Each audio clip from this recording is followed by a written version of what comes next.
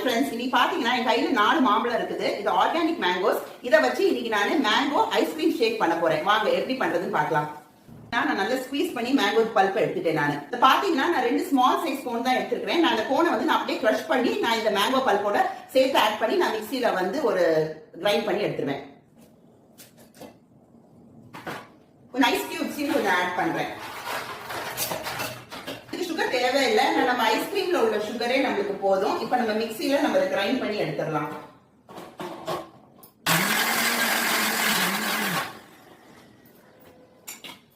பாத்தீங்கன்னா நல்லா நம்மளுக்கு கிரைண்ட் ஆயிடுச்சு. நல்லா சில்டா கிரைண்ட் ஆயிருக்கு ஃப்ரெண்ட்ஸ். நான் கீழே வந்து கொஞ்சோண்டு பாதாம் பிசின் ஆட் பண்றேன்.